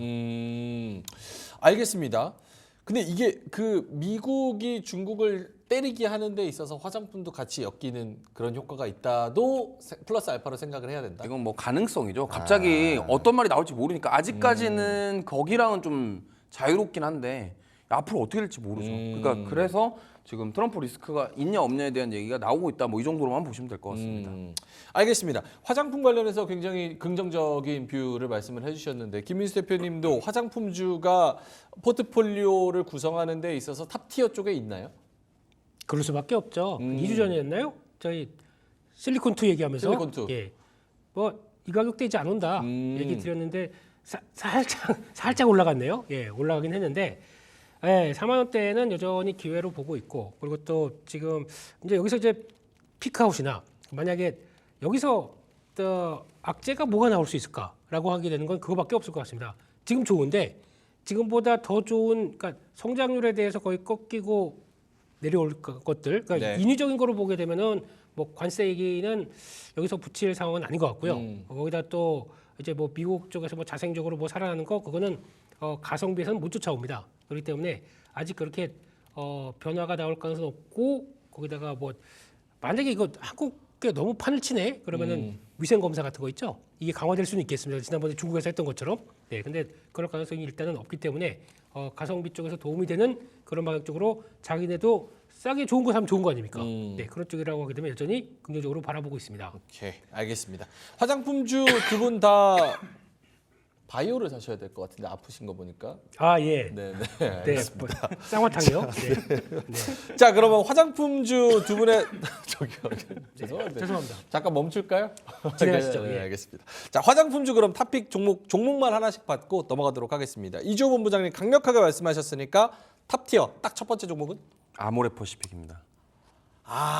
여기서 핀트가 안 맞네요. 네. 아모레퍼시픽? 네. 왜요? 이 아모레퍼시픽만 보면은 중국 의존도가 높은데 네. 여기 지금 코스알엑스라는 얘네들이 지금 심상치 않아요. 걔네 잘 팔죠. 코스알엑스가 지금 요즘에 급부상하고 있습니다. 거의 네. 지금 보면요, 그러니까 결국에는 코스알엑스도 지금 그 회사 매출의 50% 이상이 미국이에요. 그러니까 지금 보면은 시장에서 강하게 반응하는 게 미국향 수출이 얼마나 되냐거든요. 네. VT도 그렇고. 그렇죠. 지금 보면은 미국에서 얼마나 팔려 이게 방향이 결정이 되기 때문에 지금 아모레 퍼시픽만 보면은 조금 그런데 이 코스알엑스가 떠오르는 약간 슈팅스타 이런 느낌이거든요. 그래서 제가 봤을 때는 이거가 지금 솔직히 단기적으로 봐도 20만 원까지 정보 부근까지는 한번 가지 않을까 이렇게 생각을 하고 있기 때문에 지금 아모레 퍼시픽 같은 경우도 많이 올라왔어요. 많이 올라왔는데 한번 쉬었다가 지금 다시 가고 있는데 여기서 이제 거래량이 조금 더 받쳐주면은 20만 원까지 한번 노려볼 수 있지 않을까 이렇게 생각하면서 말씀드려봅니다.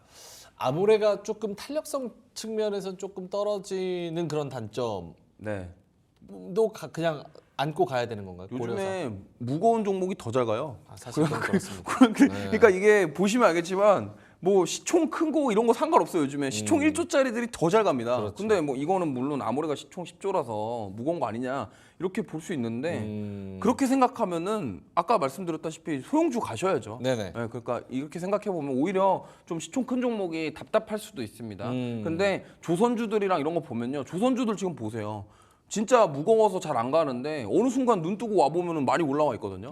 한국조선해양 지금 또 계속 올라가잖아요. 네네. 그러니까 이런 식으로 시총이 아무리 커서 못 간다 이런 편견은 요즘 시장에서는 약간 논외라고 저는 생각하기 때문에 아모레 퍼시픽 한번 보시면 좋을 것 같습니다. 알겠습니다. 아모레 퍼시픽. 김민수 대표님은요? 채팅창에서는 광동제약이나 추천해달라고 쌍화탕. 네, 예. 쌍화탕 예. 아프신 것 같아가지고 좋은데요? 걱정이 예. 많습니다. 우리 시청자분들이. 아, 너무 감사합니다. 네네네. 여러분들의 사랑을 받고 네, 열심히 화장품주. 파이팅. 예. 근데 그 다음 오늘 한각 종목 하나 갖고 온 게 화장품이거든요. 예. 그래서 그냥 그걸로 할까요? 두 분 다 종목을 화장품을 갖고 오셨네요? 그렇죠. 이야. 알겠습니다. 그럼 이따가 그 오후장 공략주에서 한번 말씀을 해 주시도록 하고 요거는 넘어갈까요? 이 자료 준비해 오신 것도 있는데 결국 화장품 수출이 7월 20일 네. 화장품 수출 보면은 굉장히 잘 나왔다. 약간 잠깐 말씀드린 내용들입니다. 네. 다 녹여서 말씀드렸습니다. 네. 알겠습니다. 그래서 화장품 굉장히 괜찮고 탑픽의 종목은 이따가 오후장 공략주에서 네. 전달해 주신다고 말씀을 하셨습니다. 자, 알겠습니다. 그러면 세 번째 주제 저희 제작진 발제로 가보도록 하겠습니다. 마지막 주제 보여주시죠. 오늘 웹툰 초반에 엄청 많이 올랐어요. 그 미스터 블루도 23% 오르고 그래서 저도 막 여러 가지를 찾아봤는데 네. 이 골드만삭스에서 네이버 웹툰 엔터 주가 200% 오른다 뭐 이런 얘기를 하면서 주가 16%대 급등. 네이버도 장 초반에 2% 넘게 상승하면서 출발하기도 했습니다. 미스터 블루는 21% 상승률 그리고 나머지 종목들도 계속해서 상승 추세를 유지하고 있는 상황입니다. 골드만삭스가 웹툰에 대해서 얼마만큼 디테일을 챙기고 있는지 저는 솔직히 잘 모르겠습니다. 하지만 어쨌든 이쪽도 전문가 집단이니까 믿어보도록 하고 근데 네이버 웹툰이 뉴욕 나스닥에서 상장되고 나서 지금 공모가에서 좀 많이 떨어지지 않았어요? 저는 그렇게 알고 있는데 확인을 좀 해보겠습니다. 떨어졌다가 다 올라왔습니다. 다시 다 올랐어요? 네. 그래서 웹툰 쪽으로 바라봤을 때 결국 우리나라 종목들도 테마성으로 그냥 같이 가는 건지 혹은 실질적으로 연관이 있는 건지 두 분이서 좀 말씀하실 분 계신가요? 손 한번 들어주시면 좋을 것 같아요. 나 이거 관심 있다. 뭐 먼저 말씀하시죠. 먼저 말씀하시면. 네. 하여튼 제 손을 바라보고 있었는데요. 네네. 네. 근데 일단 티커가 WBTN. WBT. 네. 하고 바로 밀렸다가 횡보했다가 이번에 골드만삭스 얘기 나오고 목표가를 64달러인가로 줬습니다. 네. 네. 그러면 이러면 지금부터 한 3배 가도 되네 이런 쪽이 나오다 보니까 어제 미국 시장에서는 그렇게 그래서 주가가 확 올라가진 않았거든요. 그 아이디어를 갖고 근데 국내 시장 쪽에서는 한번 해보자라는 쪽으로 변화가 들어오더라고요. 근데 웹툰은 지금까지 네이버에서 이제 상장시키기 시작하면서 제대로 일단 기관의 수요 예측에서 기관의 수요가 제대로 못 들어왔습니다.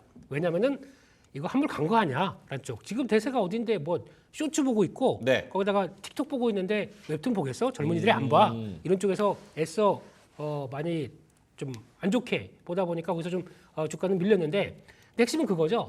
이게 웹툰이 끝이 아니라 웹툰을 통해서 IP를 살려낸 다음에 그걸 가지고 드라마, 뮤지컬, 애니메이션 이런 식으로 확장되기 시작했을 때 그에 따라서 나올 수 있는 IP에 대한 로열티죠. 이거는 생각보다 크다라는 것들을 이제 알기 시작하는 겁니다. 그렇게 되면은 그 확장성이 나올 수 있겠구나라고 바라보다 보니까 시장에서 이제 종목들의 분위기가 나오는데 요거를 그대로 안고 있는 종목이 뭡니까? DNC 미디어죠. 나 혼자만 레벨업. 네, 이거 결과가 이번 2분기부터 실적이 반영될 겁니다. 생각보다 지금 보여줬던 분기 실적에서 레벨업이 확 땡겨 나올 겁니다. 나 혼자만 레벨업이 실적도 레벨업. 네. 네, 이렇게 될 걸로 보여지고 있기 때문에 만약에 보게 된다라고 하게 되면 DNC 미디어가 가장 탑픽이다라고 생각하고 있습니다. 실제로 숫자로 이어지는 그런 상관관계도 있기 때문에 좀 집중을 해보자라는 쪽. 네. 알겠습니다. 이조 본부장님 코멘트 짧게만 해주신다면 웹툰. 네, 대부분 지금 국내 관련주들은 좀 테마성, 이슈성으로 많이 올라왔고요. 네. 결국에는 이걸 보시면 좋을 것 같아요. 네이버 웹툰에서 뭐 사업을 어떻게 연결시키냐.